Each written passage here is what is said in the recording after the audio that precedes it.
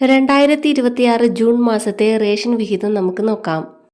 പുതിയ സർക്കാരിന്റെ ആദ്യ റേഷൻ വിതരണമാണിത്. നമുക്ക് നോക്കാം. AAY മഞ്ഞക്കാർഡിന് 30 കിലോ അരിയും 2 കിലോ ഗോതമ്പും സൗജന്യമായും 3 പാക്കറ്റ് ആട്ട 7 രൂപ നിരക്കിലും ലഭിക്കും. PHH മുൻഗണനാ വിഭാഗം പിങ്ക് കാർഡിലെ ഓരോ അംഗത്തിനും 4 കിലോ അരിയും 1 കിലോ ഗോതമ്പും സൗജന്യമായി ലഭിക്കും. കാർഡിന് അനുവദിച്ചിട്ടുള്ള ആകെ ഗോതമ്പിന്റെ അളവിൽ നിന്നും 4 കിലോ കുറച്ച് അതിനു പകരം 4 പാക്കറ്റ് ആട്ട 9 രൂപ നിരക്കിൽ ലഭിക്കുന്നതാണ്. NPS പൊതുവിഭാഗം സബ്സിഡി കാർഡിലെ ഓരോ അംഗത്തിനും 2 കിലോ അരി വീതം കിലോയ്ക്ക് 4 രൂപ നിരക്കിൽ ലഭിക്കുന്നു.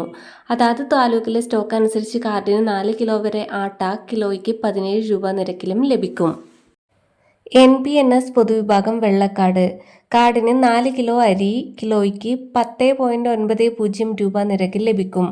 അതാത് താലൂക്കിലെ സ്റ്റോക്ക് അനുസരിച്ച് കാർഡിന് 4 കിലോ വരെ ആട്ട കിലോയ്ക്ക് 17 രൂപ നിരക്കിലും ലഭിക്കും.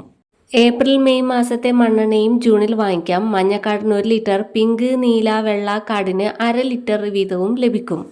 ജൂൺ 2 മുതൽ തന്നെ റേഷൻ വിതരണം ആരംഭിച്ചു കഴിഞ്ഞു.